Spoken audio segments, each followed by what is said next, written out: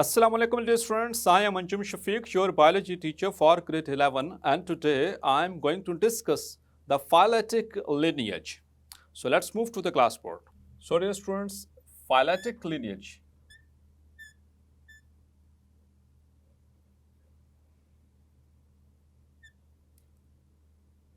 आपने शजरा नसब का नाम जरूर सुना होगा, फैमिली ट्री भी जिसको कहते हैं, ये उसी से रिलेटेड कुछ एक टॉपिक है, phyletic lineage.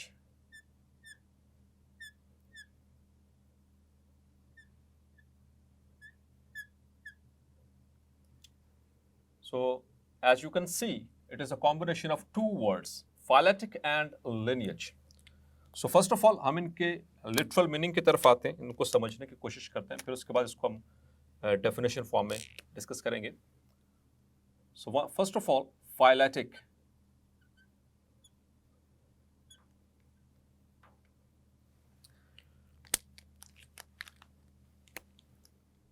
It means relating to evolutionary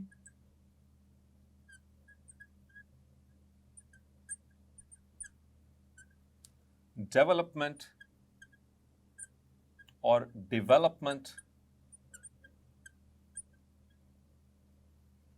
of a species or a group. Clear? किसी भी स्पीशी का, स्पीशी हम पढ़ चुके हैं, आप जूनियर क्लासेस से पढ़ते आ रहे हैं, आपने मैट्रिक लेवल पे भी इसको डिस्कस किया. A group of same kind of individuals which can interbreed freely and produce fertile offsprings. Clear? तो एक जैसे ऑर्गेनिजम्स जो कि इंटरब्रीड कर सके फ्रीली और फर्टाइल ऑफस्प्रिंग्स पैदा कर सके, उसको स्पीशी कहा जाता है. सो एक स्पीशी की जो डेवलपमेंट की बात हो रही है यहाँ पर, डेवलपमेंट यहाँ पर हम एक डेवलपमेंट होती है माँ के पेट के अंदर, इन द वोम. ठीक है, आप पढ़ेंगे chapter number 18 in the second year, वहाँ पर how the baby gets developed in the womb of the mother. तो वो और चीज़ है. ठीक है, यहाँ पर हम डेवलपमेंट की बात कर रहे हैं स्पीशी की, कि एक स्पीशी जो है ग्रुप ऑफ और सिमिलर काइंड ऑफ इंडिविजुअल्स वो किस तरह से डेवलप होते हैं, उनका एवोल्यूशनरी डेवलपमेंट होगा. क्लियर? एवोल्यूशन इर्तिका के अमल को कहते हैं. थोड़ा सा इसके वाले से आपसे डिस्कस करता चलूँ. बेसिकली चार्ल्स डार्विन, आपने इसका नाम सुना होगा. सेकेंड ईयर के अंदर चैप्टर नंबर 24 एवोल्यूशन, उसी के ऊपर बाकायदा तौर पर डिस्कशन इसके मौजूद है एवोल्यूशन के ऊपर. सो एवोल्यूशनरी डेवलपमेंट, इर्तिका का अमल जिसे कहते हैं, मतलब कि सिंपल चीज़ से या सिंपल ऑर्गेनिज्म से किस तरह वो कॉम्प्लेक्सिटी की तरफ कोई भी चीज़ मूव करती है, that is basically the evolution. एक से बढ़कर एक और एक से बढ़कर एक कॉम्प्लेक्स और बेहतर जो है वो स्ट्रक्चर्स बनते चले जाना, that is what we called as the related to the concept of evolution. तो डार्विन का नाम इसमें बहुत सर फहरिस्त है, हालांकि इससे काम बहुत अरसा पहले शुरू हो चुका था. सो डार्विन इसके एवोल्यूशन के पॉइंट ऑफ व्यू से काफ़ी फेमस है. इसने कन्विंस किया था उस वक्त की साइंटिफिक सोसाइटी को कि जितने भी दुनिया के अंदर ऑर्गेनिजम्स मौजूद हैं इस वक्त, ये उस वक्त की बात कर रहा हूँ कि जब डार्विन की जो टाइम था उसकी बात, कि उस वक्त जितने भी ऑर्गेनिजम्स मौजूद हैं, डार्विन का ये कहना था कि ये सब के सब, इनके पीछे अगर आप हिस्ट्री को बैक ट्रैक करना शुरू कर दें तो आपको इनका कोई ना कोई कॉमन एंसेस्टर मिल जाएगा.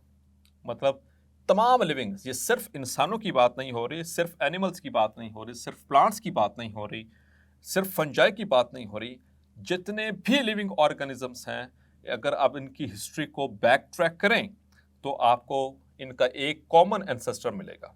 तो ये उस वक्त के साइंटिस्ट को, उस वक्त की साइंटिफिक कम्युनिटी को डार्विन ने अच्छे खासे अपने जो है वो पॉइंट्स के ज़रिए कन्विंस किया, और उस वक्त इसकी थ्योरी, इसकी जो सी थ्योरी है वो काफ़ी हाइट पे गई, काफ़ी जो है लोगों ने इसको सराहा.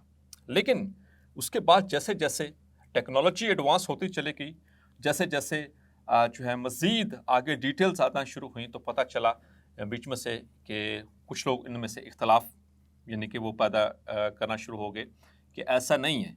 जिनको आपने पढ़ा हुआ है थ्योरी ऑफ स्पेशल क्रिएशन, दो ही ओरिजिन ऑफ स्पीशीज के वाले से दो थ्योरीज मेजर आपने पढ़ी थी मैट्रिक में भी, एक है थ्योरी ऑफ नेचुरल सिलेक्शन और एक है theory of special creation.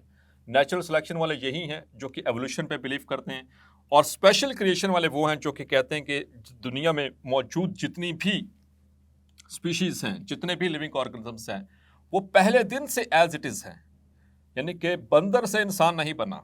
Clear? According to the theory of special creation. लेकिन according to the theory of natural selection बंदर से आगे इंसान बना, उसकी नस्लें चली।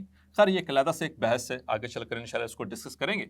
सो फाइलेटिक का मतलब ये था कि इर्तिका के अमल, यानी कि एक स्पीशी किस तरह से इर्तिका के अमल से गुजरती है। So that is called as phyletic, relating to the evolutionary development of a species or a group, that is called as phyletics. दूसरा वर्ड है यहां पर lineage.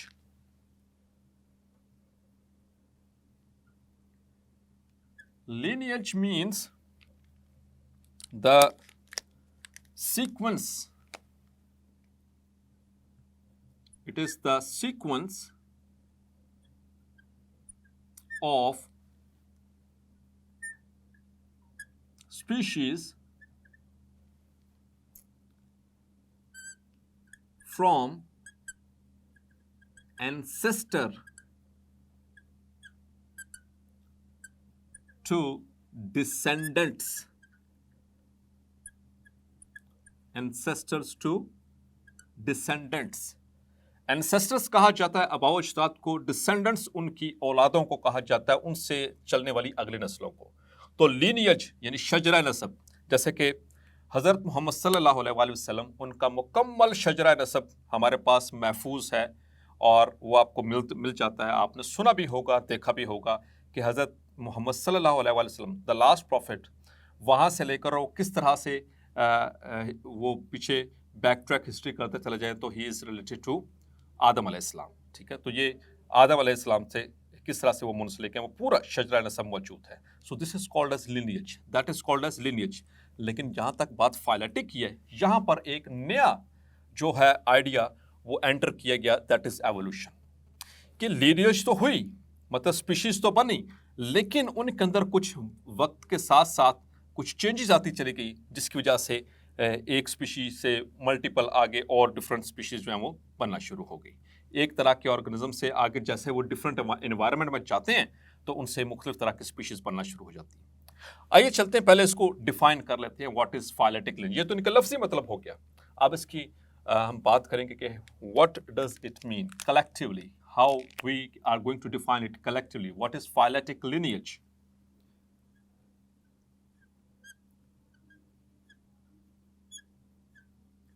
Phyletic lineage. So phyletic lineage, it is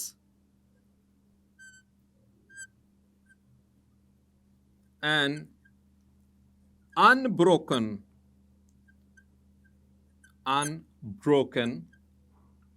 series of species arranged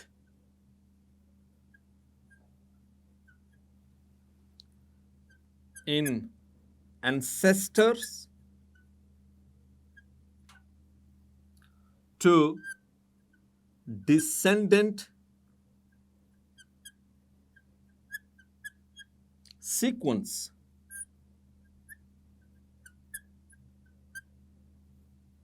अब इसको थोड़ा सा देखिएगा, अभी ये मुकम्मल नहीं मैंने की। It is an unbroken series. Unbroken का मतलब ना, ये चेन टू चेन चल रही है, इसमें कहीं से भी कोई भी हिस्सा मिस नहीं हुआ। सीरीज है, किसकी सीरीज है? स्पीशीज की। स्पीशीज हम डिफाइन कर चुके हैं। Arranged in ancestor to descendant sequence, वो अरेंज किस तरह से हुई है? एंसेस्टर से आगे डिसेंडेंट्स की शक्ल में, मतलब कि आबाओ अजदाद से अगली कैसे नस्लें चलती हैं उसकी शक्ल के अंदर एक सीक्वेंस, एक अनब्रोकन सीरीज। जैसे कि मैंने आपको बताया कि हमारे नबी पाक सल्लल्लाहु अलैहि वसल्लम का जो शजरा नसब है वो बिल्कुल महफूज है, मुकम्मल है, अनब्रोकन सीरीज हज़रत आदम अलैहिस्सलाम तक उनकी वो कंप्लीट इंफॉर्मेशन हमारे पास जो फैमिली ट्री है वो मौजूद है। So that is what we call as lineage. लेकिन यहाँ पर हम बात कर रहे हैं फाइलेटिक के साथ, वर्ड एक साथ में ऐड हुआ है फाइलेटिक, तो जिसमें हम एवोल्यूशनरी डेवलपमेंट की भी साथ में बात करेंगे। Now dear students, with each later species, with each later species evolved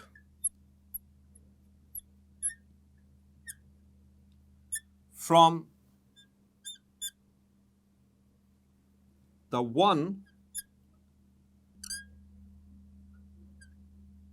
preceded it immediately. So that is called as phyletic lineage. अब इसको जरा मज़ीद डिटेल से देख लेते हैं। तो यहाँ तक हमने डिस्कस कर लिया। With each later species, each later species का मतलब जो अब मौजूद है।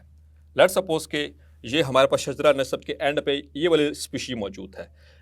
With each later species evolved from the one preceded it immediately.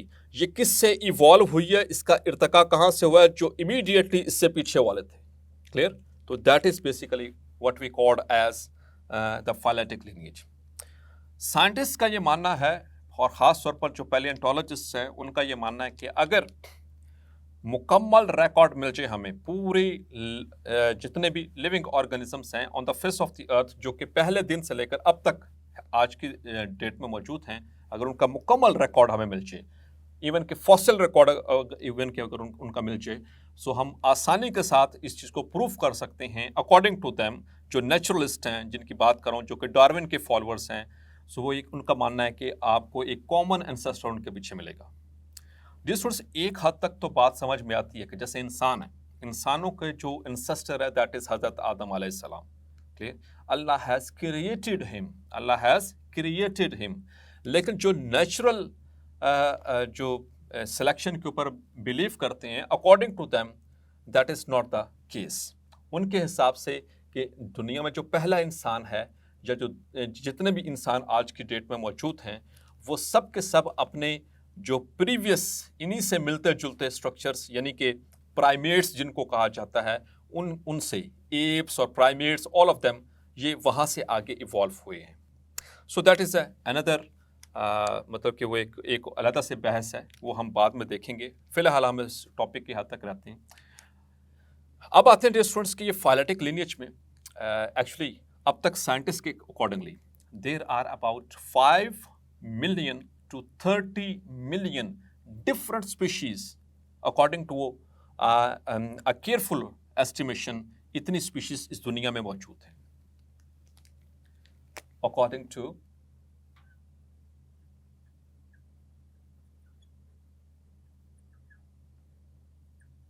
a careful estimation or estimate, the total number of species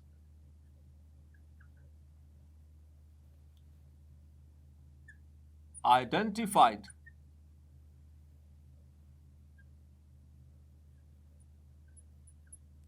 so far is between 5 million to 30 million। Clear?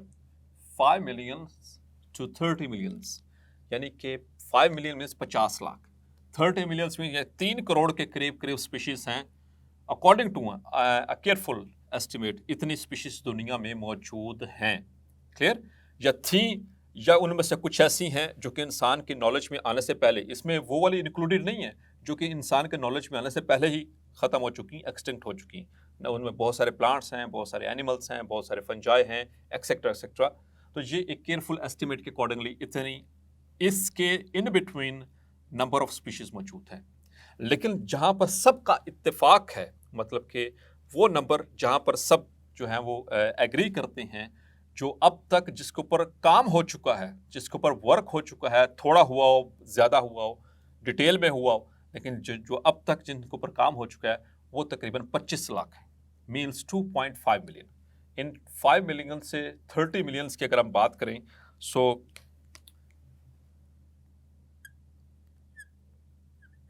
The average estimate about the number of species at which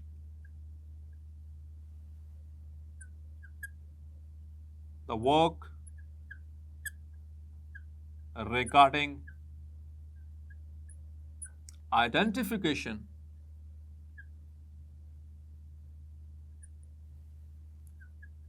has been recorded, जो कि record में मौजूद है, is 2.5 millions, means के 25 लाख।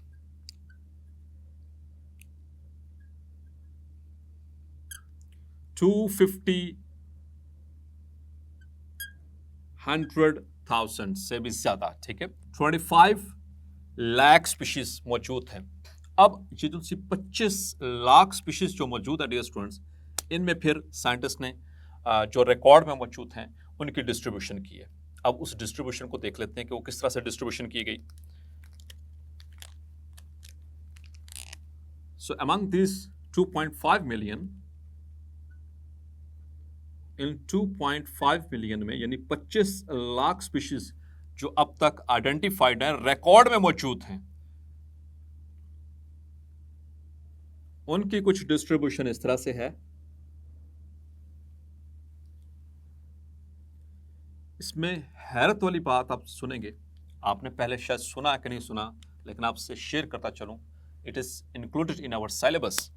मोर than half, in 25 lakh में 2.5 million में से more than half are only insects, only insects, हशरात।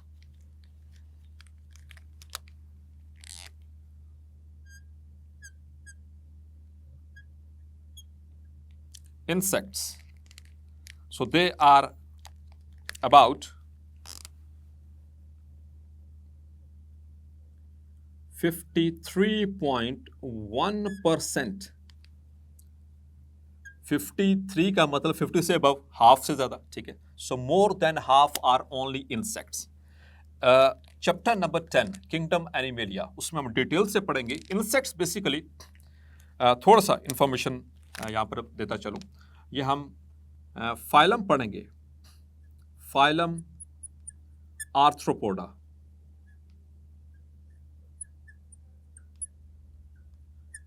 उसमें उसके टोटल 4 क्लासेस हैं फाइलम आर्थ्रोपोडा की। फाइलम के बाद जो सब डिवीजन आती है पता ही आपको, ठीक है, किंगडम, फाइलम, फिर उसके बाद क्लास, फिर ऑर्डर। सो फाइलम के बाद क्लास है। So it has got 4 classes, इसकी 4 क्लासेस हैं, 4 क्लासेस इस फाइलम की, और उनमें से एक है इंसेक्टा, उनमें से एक है इंसेक्टा, जिसमें हम इंसेक्ट्स को स्टडी करते हैं। क्लियर? तो दुनिया में मौजूद जितनी भी स्पीशीज हैं, यानी जो अब तक आइडेंटिफाई हुई, 25 लाख का जो फिगर हमें बताया जाता है, 2.5 मिलियन का फिगर बताया जाता है, उसमें 53.1% आर ओनली इंसेक्ट्स, सिर्फ इंसेक्ट्स। हम पूरे एनिमल्स की भी बात नहीं कर रहे, हम सिर्फ इंसेक्ट्स की बात कर रहे हैं। क्लियर? तो दूसरी जो डिस्ट्रीब्यूशन है, the second distribution is related to animals, but other than insects। वो animals यानी other than insects, other than insects। So they are 19.9%। They are 19.9%। So these are the animals which are other than the insects. Clear? Insects के अलावा इतने animals मौजूद हैं. Let's come towards another the division, that is of vascular plants. Vascular plants. So vascular plants, they are about 17.6%. 17.6%. And the remaining figure is of the fungi and algae and protozoans and the prokaryotes. They account for only, all these organisms, they account for only 9.4%.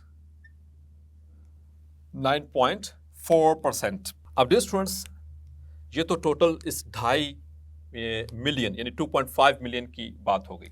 अब थोड़ी सी इसकी मजीद थोड़ी सी detail में आते हैं. सो animals chapter number 10 में detail से पढ़ेंगे. सबसे पहले उसमें हम पढ़ेंगे इसकी, चूंकि हम लिनिएज की बात करें तो किस तरह से सबसे पहले जो सॉफ्ट बिल्कुल जो बेसिक एनिमल्स थे द पैराजोन्स, उसमें पहले फाइलम पॉरीफेरा जिनको हम स्पॉन्जेस भी कहते हैं. बिल्कुल परेशान नहीं होना, ये सिर्फ आपको उनकी एक लिनिएज बता रहा हूँ किस तरह से एनिमल्स की लिनिएज बनती है. ठीक है. और क्योंकि डिटेल इसकी हम चैप्टर नंबर 10 में एक एक फाइलम डिटेल के साथ हम इसको पढ़ेंगे. उसके बाद फिर स्टार्ट होते हैं द फर्स्ट जो सिमेट्रिकल एनिमल्स हैं, radial with the diploblastic animals, phylum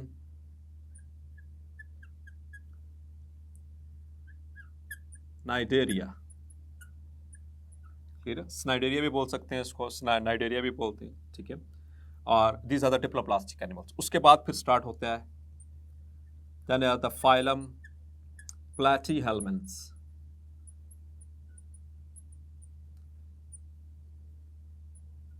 these are the flatworms.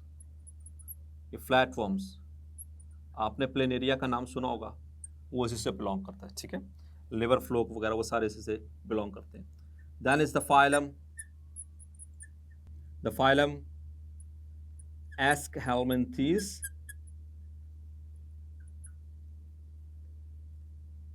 जिनको राउंड फॉर्म्स भी कहते हैं, राउंड फॉर्म्स. उसमें phylum Nematoda. Then there is phylum Annelida. उसमें सेगमेंटेड वर्म्स.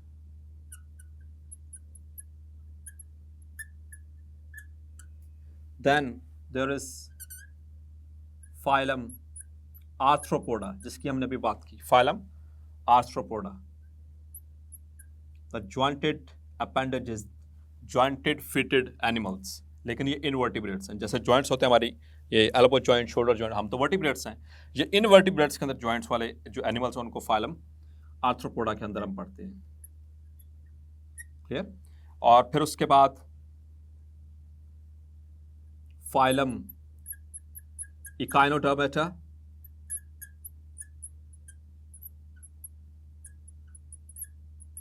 इकाइनोडर्मेटा के बाद फिर हम पढ़ते हैं हेमिकॉर्डेटा, फिर कॉर्डेटा, फिर कॉर्डेटा के आगे sub classification, lower chordates, higher chordates, lower chordates की आगे सब क्लासिफिकेशन हम पढ़ते हैं. ठीक है. ये सारी इनकी क्योंकि ये सारी जो क्लासिफिकेशन है ये ग्रुप्स के अंदर जो हम करते हैं सिमिलरिटीज़ की बेस के ऊपर होती हैं. ठीक. इस तरह से यहाँ पर थोड़ी सी इस टर्म से भी वास्कुलर प्लांट्स, आपने प्लांट्स का नाम तो सुना ही है. चैप्टर नंबर 9 में डिटेल से पढ़ेंगे. दो मेजर डिविजन है प्लांट्स की, वेस्कुलर एंड नॉन वेस्कुलर. ऐसे प्लांट्स जिनके अंदर जाइलम और फ्लोएम मौजूद है, कंडक्टिंग टिश्यू मौजूद है, they are called as vascular plants. That is related to xylem and phloem. The conducting tissue, उनको हम कहते हैं वैस्कुलर प्लांट्स, या इनको हम कहते हैं tracheophytes, they are also called as tracheophytes, clear. और इसके बरक्स जो दूसरे होते हैं वो ब्रायोफाइट्स होते हैं, वो नॉन वेस्कुलर प्लांट्स होते हैं। तो दुनिया में ज़्यादातर तादाद जो है वो वेस्कुलर प्लांट्स की है, ठीक है। उसकी भी हम आगे चल कर अगर देखेंगे इसकी डिटेल्स में, तो टोटल प्लांट्स जो अब तक रियली आइडेंटिफाइड हैं वो 3,65,000 3,65,000 स्पीशीज़ हैं, और उनमें से भी 2 लाख से ज़्यादा स्पीशीज़ सिर्फ जो है वो ट्रेकियोफाइट्स की हैं, ठीक है। टोटल 3,65,000 में से ज़्यादातर स्पीशीज़ जो है वो ट्रेकियोफाइट्स की हैं, क्लियर। और उसके बाद बाकी रिमेनिंग रह जाएंगे फंजाई, एल्गी, प्रोटोजोन्स। प्रोटोजोन्स का आपको पता है the animal like protists, algae plant like protist, और prokaryotes the only one kingdom. Chapter number 5 में डिटेल से पढ़ेंगे। बैक्टीरिया, ठीक है, उसमें बैक्टीरिया, साइनोबैक्टीरिया, सारे हम डिटेल्स में पढ़ेंगे। So that is the sub classification of the phyletic lineage of the identified so far 2.5 million species out of 5 to 30 million। तो साइंटिस्ट के किसी की कुछ के एस्टिमेट के हिसाब से 5 मिलियन है टोटल नंबर अब तक जो वर्ल्ड में स्पीशीज़ का, कुछ के हिसाब से 30 मिलियन है, लेकिन हम उसकी बात कर रहे हैं जो हमारे पास रिकॉर्ड में मौजूद है, जो अब तक आइडेंटिफाइड है लेकिन रिकॉर्ड में मौजूद है हमारे पास, रिकॉर्डेड, दैट इज़ 2.5 मिलियन। और फिर उस 2.5 मिलियन के आगे ये सब classification MCQs point of view से बहुत अहम, ये पॉइंट बहुत अहम एमसीक्यूज पॉइंट ऑफ व्यू से, क्लियर, कि उसमें ये बोर्ड में जो पूछा जा सकता है, शॉर्ट क्वेश्चन में पूछा जा सकता है what is phyletic lineage, important definition है, clear. So this is how this is related phyletic lineage. सो हमारी एवोल्यूशन हुई कि नहीं हुई, और ये एक अलग से बहस है। So as per syllabus we have discussed all the matter, तो वो इंशाल्लाह फिर कभी इसको डिस्कस करेंगे। सो डियर स्टूडेंट्स, होपफुली आज का लेक्चर आपको क्लैरिफाई हो गया होगा। मिलते हैं नेक्स्ट लेक्चर में, तब तक अपना ख्याल रखिएगा। अल्लाह हाफिज़।